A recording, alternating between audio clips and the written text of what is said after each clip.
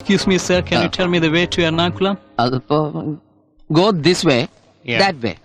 Bus stop. Yeah. Ernakulam bus. Okay. Sachi വന്നുണ്ട്. നമ്മൾ അവരുടെയും സമ്മാനം മേടിച്ചു അറിഞ്ഞാ പൊരിച്ചു തിന്നു അവൻ. വേഗം അടിച്ചു മാറ്റിക്കോ. അയ്യോ, എനിക്ക് ആരെ കാണാൻ പറ്റില്ല.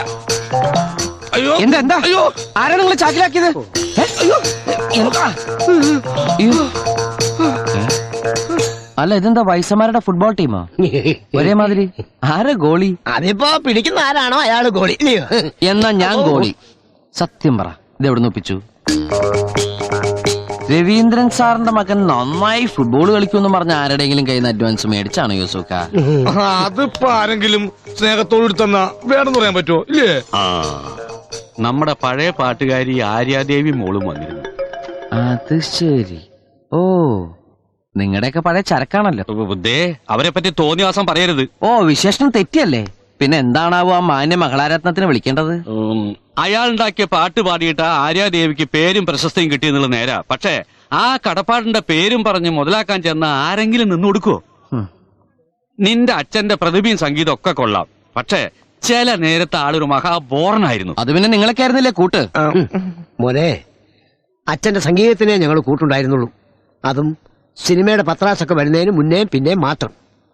പണവും പ്രശസ്തിയൊക്കെ ഉണ്ടായിരുന്ന കാലത്ത് കൊണ്ടു നടക്കാനും ചൂഷണം ചെയ്യാനും ഇഷ്ടം പോലെ ആൾക്കാരുണ്ടായിരുന്നു. അച്ഛന്റെ ചീത്ത വശയെ എപ്പോഴും നിന്റെ തലേ കയറിയിട്ടുള്ളൂ.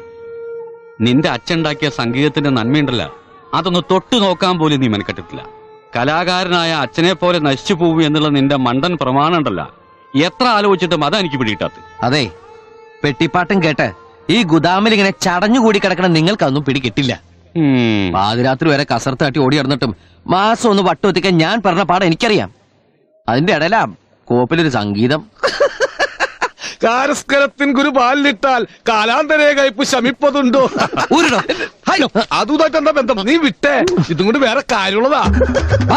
നീ പോർത്തേക്കാ. എനിക്ക് ഓടാൻ വയ്യ, ഇതെനിക്ക് വേണം. ആ മാതച്ചായനെ കുട്ടി പോകായിരുന്നു. അയാളെ പറഞ്ഞ് അയക്കുകയും ചെയ്തു. അതിനാ കുട്ടിയും കൂടെ വരുന്നുണ്ടല്ലോ അമ്മ. പരിചയമില്ലാത്ത സ്ഥല, പരിചയമില്ലാത്ത ആൾക്കാരും. ഇവിടെ വന്നിട്ടും അമ്മയുടെ ടെൻഷൻ മാറിയിട്ടില്ല. അങ്ങനൊരു അവസ്ഥയിലായിപ്പോയില്ലേ നമ്മള്.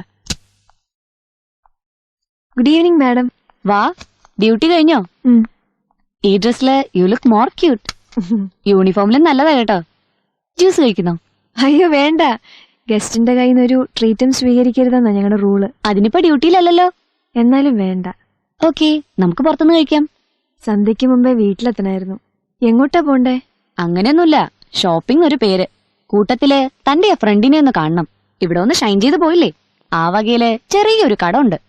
എന്താ ഈ കുട്ടിയുടെ ഒരു കാര്യം? അത് പോട്ടെ പൂജ. ഒരു തമാശയില്ലേ അമ്മ? ഇല്ലെങ്കിൽ എനിക്കിന്ന് കിടന്ന് ഉറക്കം വരില്ല. ആ, എവിടെ പോയാലോ തന്റെ ഹീറോയിനെ ഒന്ന് കാണാൻ പറ്റുക? തനിക്കറിയായിരിക്കുമല്ലേ? കടലിൽ മുങ്ങിയ കപ്പലിൽ പോകണ പാർട്ടിയാ. നോക്കാം.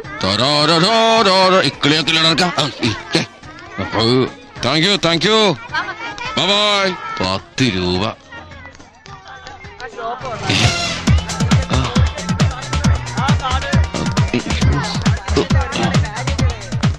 ഇവിടെ ഇപ്പൊ ആരെങ്കിലും വിളിച്ചേ?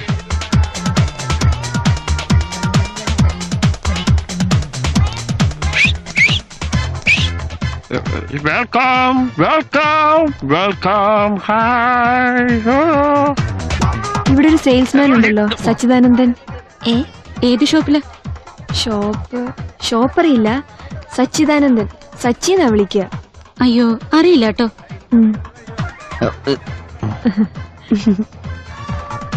ഇവളെന്തിനാ എന്നെ അന്വേഷിക്കണത്? അത് ഈ പെണ്ണിന്റെ കൂടെ. മോളെ വയറുമ ടച്ച് ചെയ്യാണ്ട് പോണേ.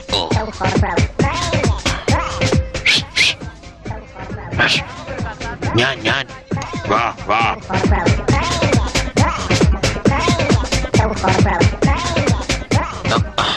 അയ്യോ, മോളിലേക്ക് പോവല്ലേ?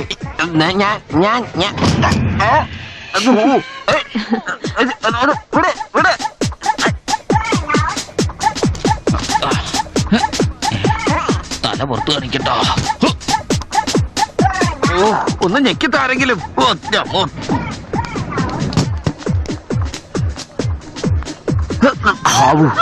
ഇതെന്താ സ്കൂൾ വിട്ടാണോ? അല്ല ഒന്നുമില്ല അമ്മച്ചി. ഇതിന്റെ ഡോറെന്താ പുറത്തേക്ക് വരാത്തെ?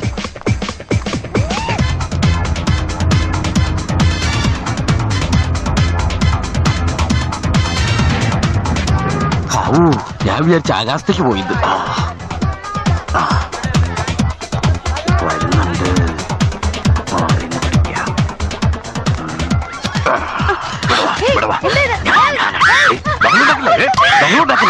ഒന്ന് പോകണ്ട ഇവിടുന്ന്. ഞാൻ പറഞ്ഞോട്ടെ.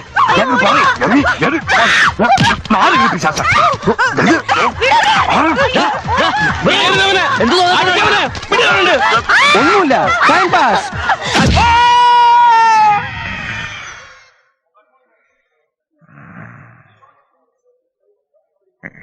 ആരാ?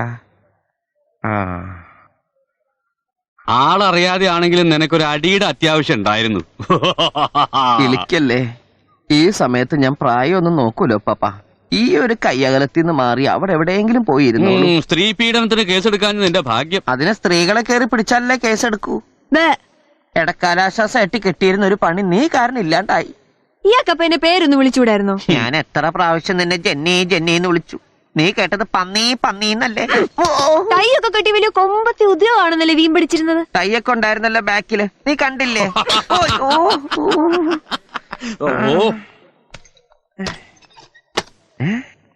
എന്താ അവിടെ എഴുതണത്? കണക്ക്. ഡോക്ടറെ കണ്ടതും സ്റ്റിച്ചിട്ട വകയിലും പിന്നെ അവിടെ നിന്ന് ഇവിടെ വരെ ഓട്ടോറിക്ഷ പിടിച്ചു വന്നതും എല്ലാം കൂടെ കൂട്ടി 310 രൂപ. മറന്നു വന്നു. പിന്നെ 60 രൂപ മെഡിക്കൽ ഷോപ്പിൽ നിന്ന് മരുന്ന് വാങ്ങിയത്. അപ്പൊ എല്ലാം കൂടെ കൂട്ടി 370 രൂപ. അത് ആ കുട്ടിയല്ലേ കൊടുത്തത്? അതിന് ഇയാളെന്തിനാ കണക്കെഴുതുന്നേ? അത് തൽക്കാലത്തേക്ക് ഒരു അഡ്ജസ്റ്റ്മെന്റ്. നാളെ കാലത്ത് ഞാൻ തിരിച്ചു കൊടുക്കൂലേ? ഇയാളെ പോലെ അല്ല ഞാൻ. എനിക്കേ അഭിമാനമുണ്ട്. അത് നീ എനിക്കിട്ടൊന്ന് ആക്കിയതാണല്ലോ. എനിക്ക് അഭിമാനം കൂടിയതുകൊണ്ടാ ദരിദ്രവാസിയായിരുന്നിട്ടും 10,000 രൂപയുടെ കെട്ട ആ തള്ളയുടെ മോളുടെ മുമ്പിലേക്ക് വലിച്ചെറിഞ്ഞിട്ട് കൊടുത്തത്. അതെ, അത് പറയാനാ കുട്ടി എന്നെ വിളിച്ചോണ്ട് വന്നത്. അല്ലാതെ നായകന്റെ വീരസിംഗ് കണ്ട് പ്രേമപരേക്ഷയെ പുറയൊന്നും വന്നതല്ല. പിന്നെ നായകൻ വലിച്ചെറിഞ്ഞ നോട്ടുകൾക്കിടയിലേ 100ന്റെ 5 ഗാന്ധി കുറവുണ്ടായിരുന്നു. അടിച്ചു മാറ്റിയില്ലേ കള്ളൻ. ഇവിടെ ഒന്ന് വെയിറ്റ് ചെയ്യണേ.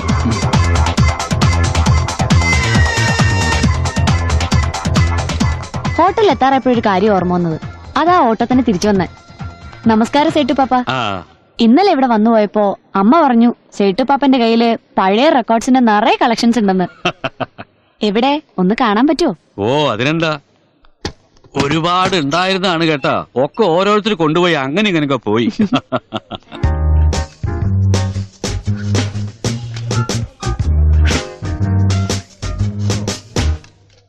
നീ ആ ചുമരുമ എഴുതിയിട്ടോ, എന്നിട്ട് 500 രൂപ കൊച്ചിനോടത്തേക്ക്. നമുക്കെന്തിനാ വല്ലവരുടെ കാശ്? നാണക്കേടല്ലേ? നമുക്ക് അഭിമാനമല്ലേ വലുത്? അഭിമാനില്ലേ? അഭിമാനം ഇല്ലേന്ന് ചോദിച്ചാ സത്യം പറഞ്ഞ ഞാൻ അറിഞ്ഞോണ്ടല്ല. ഈ അമിതാഭ് ബച്ചനും ജയബാദ്രി അഭിനയിച്ച അഭിമാൻ ഇല്ലേ? ഓ അതില്ലാത്ത ചില ആളുകളോട് വന്നു പോകുന്നോണ്ട് അത് മാത്രം അവിടെ വെക്കാറില്ല. സേട്ടു പാപ്പ, ഓ ഈ അഭിമാൻ കിട്ടണമെങ്കിൽ 500 രൂപ കൊടുക്കേണ്ടി വരും അല്ലേ?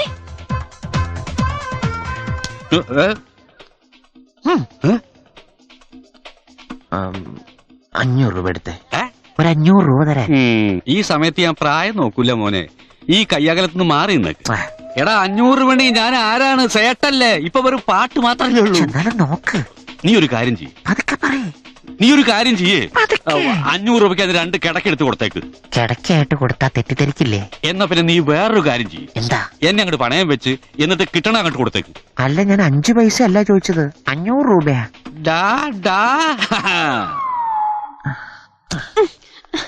ആ പെൺകൊച്ചിന്റെ മുമ്പിൽ അച്ഛനെ നാറ്റിക്കരുത്. എന്റെ അഭിമാനം. നേരത്തെ ഇവിടെ ഉണ്ടായിരുന്നോ? നേരത്തെ ഉണ്ടായിരുന്നു. കുറച്ചു നേരം മുമ്പാ വിറ്റത്. എന്നെ പറ്റി എന്താ വിചാരിച്ച്? വെറുതെ ഇരിക്കുന്ന അമിതാഭ് ബച്ചനെ ജയബാദുരി ഇതിൽ പിടിച്ച് വലിച്ചെടുക്കേണ്ട കാര്യമൊന്നുമില്ല. അങ്ങനെ ഇതിൽ പൊക്കോണ്ടെന്ന് വിചാരിച്ചു ഞാനെന്താ അങ്ങനെ കണ്ട പേടിക്കുന്നു വിചാരിച്ചോ? ഞാൻ കണ്ടിട്ടുണ്ട് അമിതാഭ് ബച്ചന്റെ സിനിമയൊക്കെ. എനിക്കങ്ങനെ നന്നായിട്ട് അറിയാം. അല്ല പിന്നെ എല്ലാരോടും കുറെ നേരമായി അഭിമാൻ അഭിമാൻ അഭിമാൻ. 500 രൂപ തന്നിട്ടാണെങ്കിൽ ഞാൻ കൂലിപ്പണി എടുക്കും. അല്ല, കൂലിപ്പണി എടുത്തിട്ടാണെങ്കിൽ 500 രൂപ തിരിച്ചു തരും. നിനക്ക് ഞാൻ വച്ചണ്ടാ യൂട്യൂബ് ബ്രൂട്ടസി. കൊറേ നേരമായി നിക്കണ്. കൊറേ നേരം ഓടണോ? എന്റെ വഴി ഇങ്ങടാ. ചേട്ടാ ഒന്ന് ആശുപത്രി വരെ കൊണ്ടുപോ. മൂക്കിന്റെ ബ്രിഡ്ജ് പോയി. ഒന്ന് വേഗം എടുക്കട്ടാ. സ്റ്റിച്ച് പൊട്ടി. പോ